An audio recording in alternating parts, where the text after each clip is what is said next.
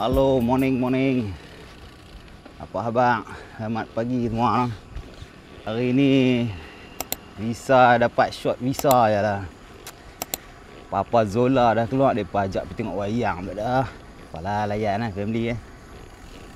Hari ni kita pusing dekat-dekat je lah. Pergi cari nasi lemak dekat Lengging. Nasi lemak Lengging. Alright, hello. Ada geng. Okay. Ada orang tanya macam mana training untuk ultra cycling ni, untuk buat 200, 300 km kayu sampai 600 semua kan. Aku ni pengalaman tak adalah banyak. Paling jauh pun aku kayu dalam 1000 km lah. Tak tu lah pun paling jauh pun. Adalah sikit-sikit pengalaman aku boleh share kan. Untuk endurance ni, kalau pada aku bagikan kepada 5 elemen lah untuk kita sukses dalam ultra cycling. Aduh, baru nak sembang bukit bak depan. Lagi kita sambung atas bukit lah. Okay, sambung. Bukit bak dah, naik Bukit Puyuh.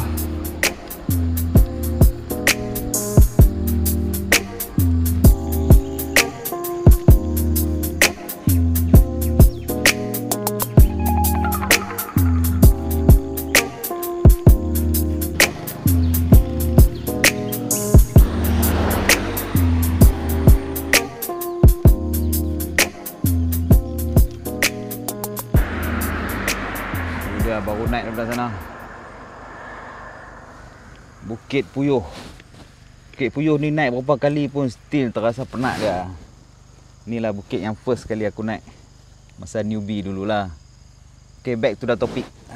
The first element pada aku is the physical fitness lah. Yang tu nak tak nak memang tak boleh lari lah. Mesti kena ada some physical fitness untuk kita buat endurance cycling ni lah. Nak buat 200 ke 300 ke, kena training lah, tak boleh lari lah. Sedikit sebanyak kena ada. Training ni dia ada macam-macam. Apa boleh buat? Ada orang buat zone 2, ada orang buat threshold training. Apa boleh buat, dia panggil sweet spot training pun okey. Sprinting ke apa ke kan.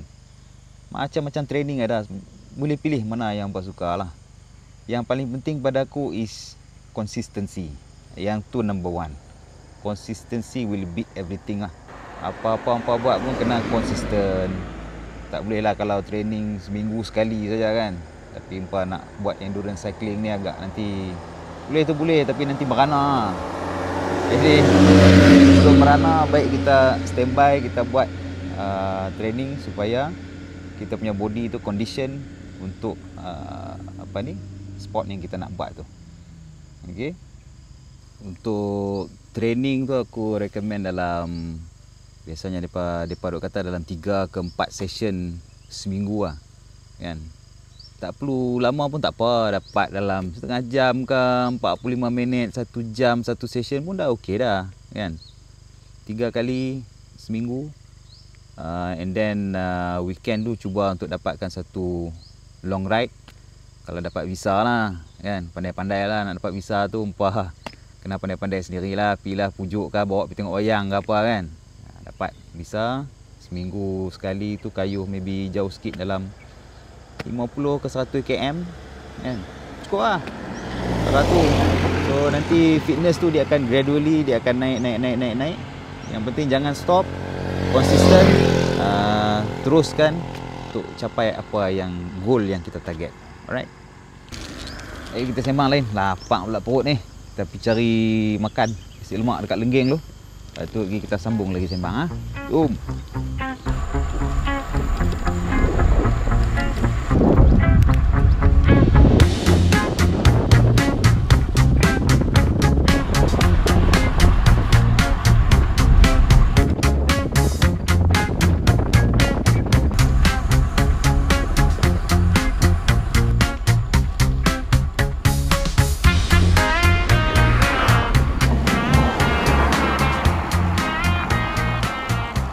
Okey.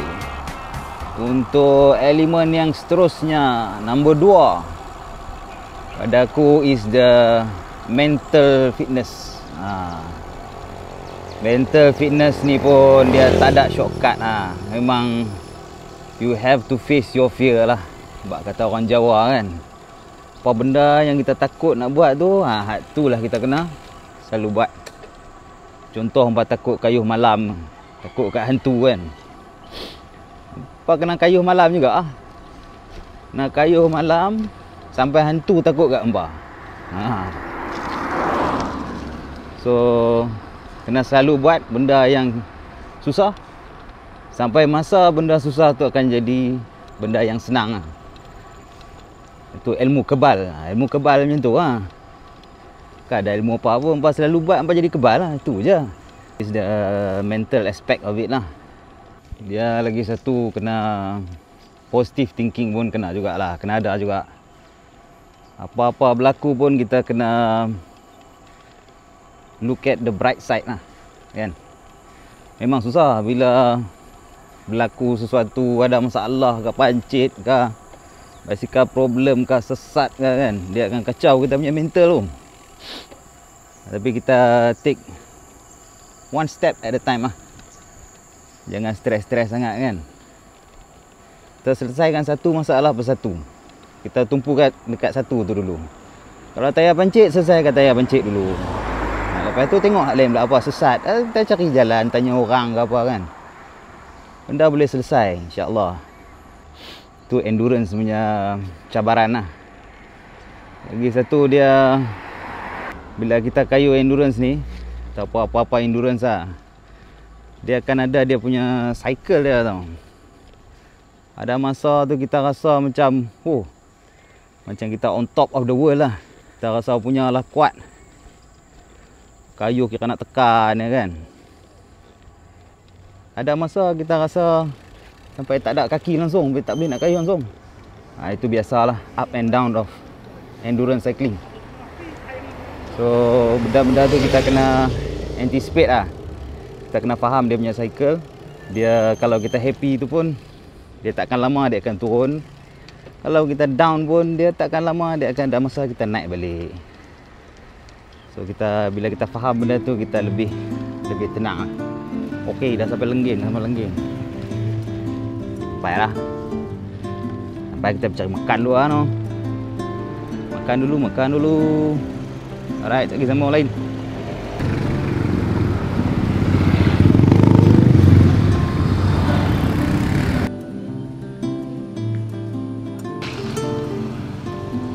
Okay, next element, of course, the most important, fueling lah. Fueling dengan nutrition lah orang kata. Hak ni macam biasa orang cakap, makan sebelum lapar, minum sebelum dahaga. Itu dia punya basic konsep dah lah kan. Macam aku biasanya kalau endurance ni, aku more focus on carbo intake lah. Karbo pada aku lebih penting lah daripada protein ke fat ke kan. During endurance. Kalau lepas endurance tu okey. Lepas endurance tu nak ambil fat ke, nak ambil protein ke, tak ada masalah. Okey je kan. Untuk recovery bagus protein lah. Tapi during better ambil karbo. Karbo ni boleh ambil macam nasi, bukan nasi, boleh ambil roti. Macam aku biasanya aku lebih fokus on liquid punya nutrition lah. Sebab liquid ni pada aku lah, aku senang sikit nak ambil. Kalau atas bersekar tu nak kunyah apa semua tu payah lah, leceh lah. So kalau liquid bancuh bubuh dalam botol tu, jangan kacau. So kita minum lah every 5 minit, 10 minit. Kita sip je sampai habis satu botol. So biasanya aku akan letak satu botol aku tu dalam 50 gram lengkap lah. So boleh pakai lah apa-apa sport nutrition kan, buah gula pun boleh kan, apa-apa karbo lah bubuh dalam tu, dan kita minum saja. Dia macam nutrition ni dia very personal kan, lain orang lain keperluan dia, lain badan dia, lain lidah dia kan. Kalau lidah Jawa tu dia biasa nak lontong, kalau lidah mamak dia nak cari kari kan. Jadi masing-masing punya preference lah. Yang penting kena fueling. Kena, jangan abaikan fueling, sebab kalau hampa abaikan sampai masa mesti bong punya lah, confirm bong. Dia badan kita macam kereta jugalah. Hampa nak naik kereta kena isi minyak dulu kan. Kita kena plan kat mana nak isi minyak. Minyak kena sentiasa penuh. Lah ada kereta elektrik pula, kalau kereta elektrik kena cas kan. Sofa tu lah badan kita. So kita kena plan supaya untuk elakkan kita punya energi tu habis langsung. Sebab kalau dah habis langsung tu nak recovery balik, dia akan ambil masa dan dia akan haywire you punya sistem. Bukan setakat badan saja, dia akan efek punya mental juga. Sekali mulalah nak cari bas lah, nak balik, nak DNF lah kan, nak cari high luck lah, macam-macam lah. Kadang bukan apa, sebab just kita energi dah habis, bong, tak makan kan, tak ada energi. Alright, so kita makan dulu, sekali kita sambung lagi elemen lain pula. Alright.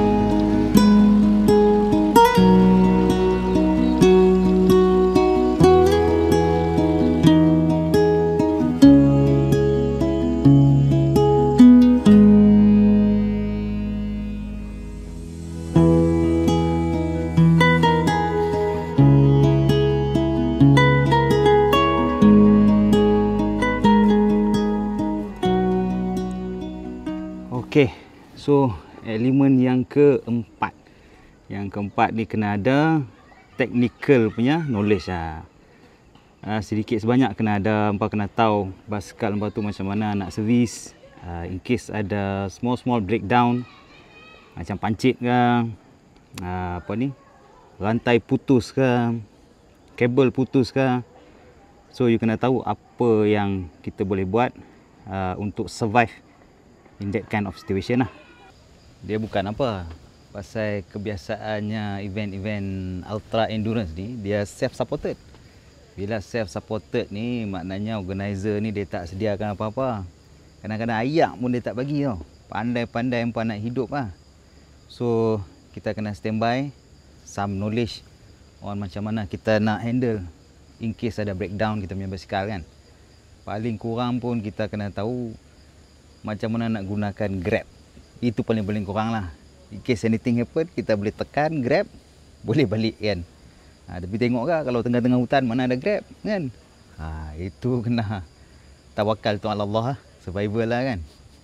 Kalau aku biasanya, kalau spare tu aku bawa tube, aku buat 3 ataupun 4. Tengok distance lah.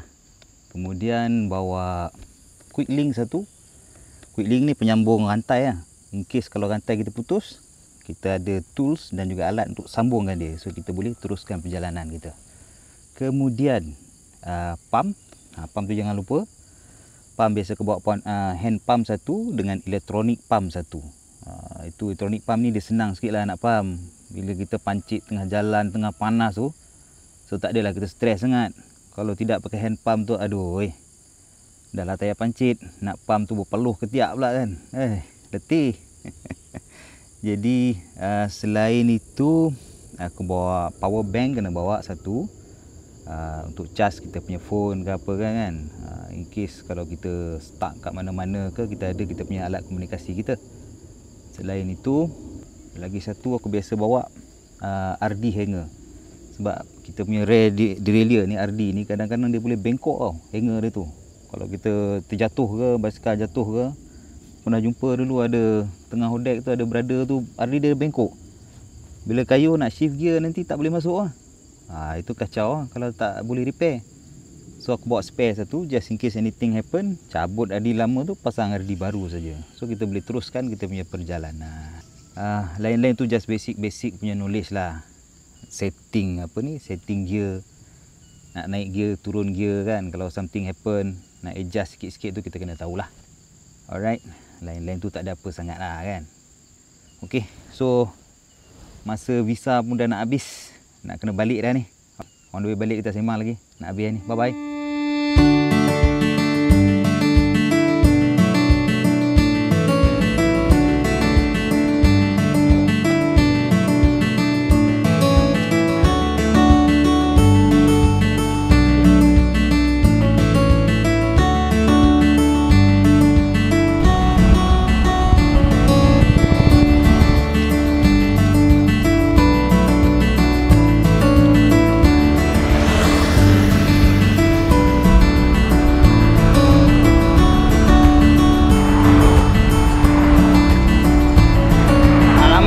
Hujan pula.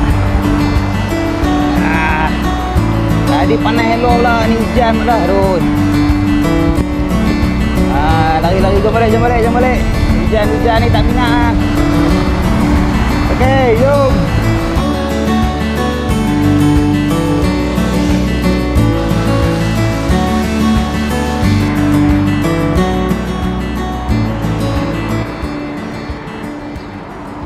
Okey.